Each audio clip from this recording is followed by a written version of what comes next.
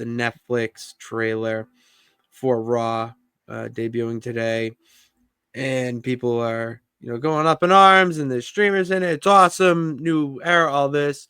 But then there's also news about what superstars are going to be on the show and whatnot.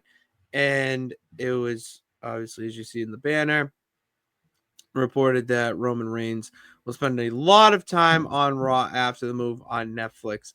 And yeah, probably to start, he will be going on Netflix. They're going to do a lot of cross promotion there, because when is Netflix debuting? Right before the Royal Rumble. All right, the Royal Rumble is the start of WrestleMania season. They're trying to get people to be invested for WrestleMania season. So yeah, you're going to have your top guy on the new flashy platform. After that, I don't know. That's where I want your thoughts. Yeah, this is according to WrestleVotes also. He was saying that there are talks of him being on there until Mania, spending more time on Raw than on SmackDown. Doesn't make sense to me, if you're asking me, to be spending more time on Raw anyway. Spending time on Raw, fine. But I also am, it's a little bit hard for me to believe when this guy doesn't even show up for SmackDown every week. Are we really going to believe that he's going to do double duty? No.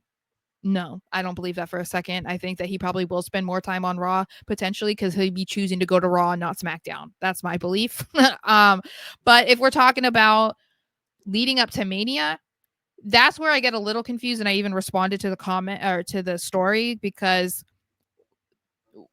everything that we've seen, it looks like they're building for a bloodline storyline at Mania. Whether it's Roman versus Rock or Roman versus whoever, it feels like it's going to be a branch from the bloodline story tree.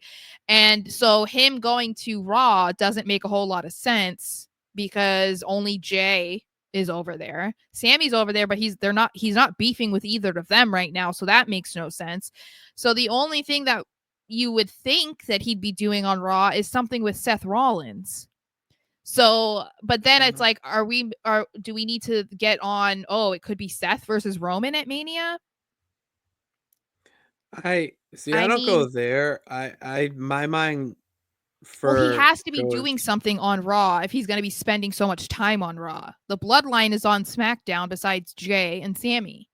So but he, like I said, he's not beefing with them. So why would he be spending so much time on Raw? They have to have a point besides, oh, we just want the biggest star on Raw. Not to mention, I feel like Netflix wants him for future projects. That's all I can. Well, kind of put remember, into they a also cohesive word. revealed Netflix is going to have Raw, SmackDown, and PLEs outside of the US. I know. So them being like, oh, we want him on Netflix, you're going to be having him on Netflix, just not in the US. It matters. Yeah.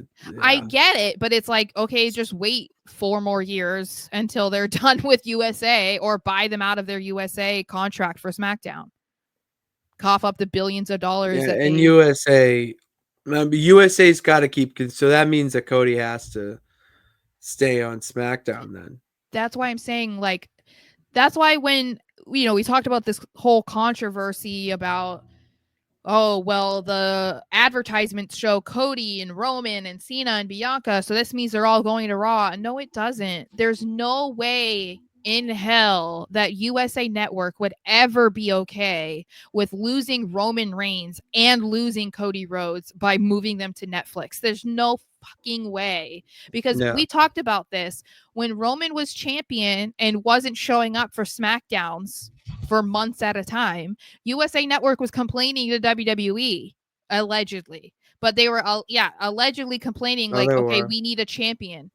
That's why it was like, okay, we need to do something with the USA title, because we need them to have a champion on SmackDown. It's another reason why they brought in the World Heavyweight title. It's like, all right, USA Network wants something, so it's hard for me to imagine that they would then sign off on the biggest stars of the show that they just moved to the USA Network, that they would sign off on their biggest stars going to the opposite show. That makes no sense.